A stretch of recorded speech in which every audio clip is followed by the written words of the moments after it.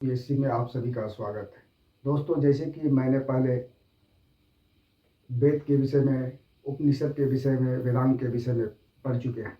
अब जो है इसके बाद जो हम पढ़ने जा रहे हैं, तो इसमें क्या पढ़ना है कि भारत में विदेशी यात्रियों से मिलने वाली जानकारियाँ। जैसे कि पहला विदेशी आने वाले शख्स पेशियस है। पेशियस ईरान का राजवैद था। भारत के संबंध में इसका विवरण आश्चर्यचकित कहानियों से परिपूर्ण होने के कारण अविश्वसनीय है। हेरोडोटस इसे इतिहास का पिता कहा जाता है। हेरोडोटस को इतिहास का पिता कहा जाता है। इसने अपनी पुस्तक हिस्टोरिका में 5वीं शताब्दी के पूर्व के फारस ईरान के संबंध का वर्णन किया गया, परंतु इसका विवरण भी अनुश्रुतियों एवं अफवाहों पर आधारित है।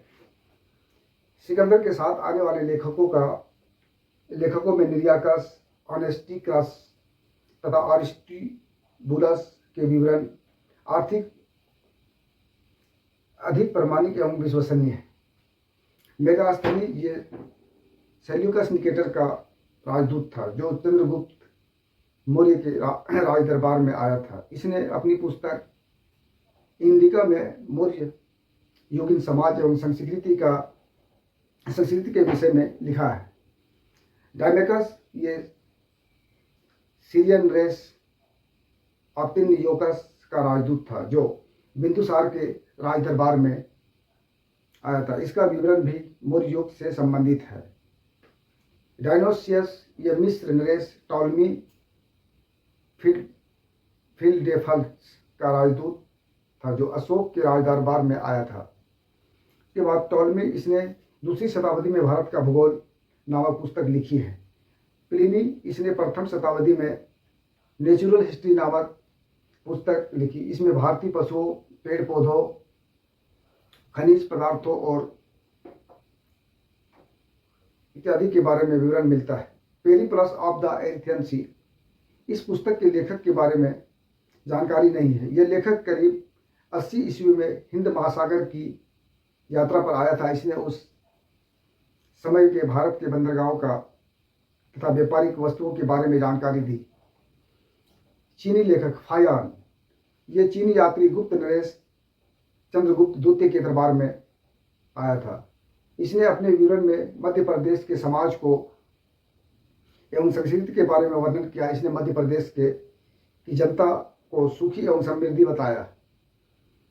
यहाँ 14 वर्षों तक भारत में रहा और संयुगन ये 518 ईस्वी में भारत आया था। इसने अपने 3 वर्षों की यात्रा में बौद्ध धर्म की प्राप्तियां एकत्रित की। हेनसांग ये हर्षवर्धन के शासन काल में भारत आया था। हेनसांग 629 ईस्वी में चीन से भारतवर्ष के लिए प्रस्थान किया और लगभग 1 वर्ष की यात्रा के बाद सर्वप्रथम वो भारतीय राज्य कपिसा पहुंचा। भारत में 15 वर्षों तक ठहरकर 645 ईस्वी में चीन लौट गया। वो बिहार में नालंदा जिला स्थित नालंदा विश्वविद्यालय में अध्ययन करने तथा भारत से बौद्ध ग्रंथों को एकत्रित कर ले जाने के लिए आया था। इसका भ्रमण वृत्तांत सुयुकी नामक से प्रसिद्ध है, जिसमें 138 देशों का विवरण मिलता है।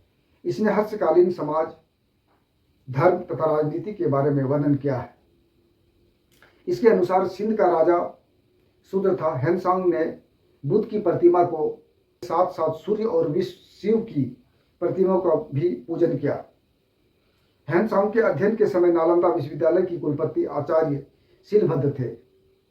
यह विश्वविद्यालय बौद्ध दर्शन के लिए प्रसिद्ध था। इतिसांग ये 7वीं शताब्दी के अंत में भारत आया। इसने अपने विवरण में नालंदा विश्वविद्यालय, विक्रमशिला विश्वविद्यालय तथा अपने समय के भारत का वर्णन किया है। Thank you.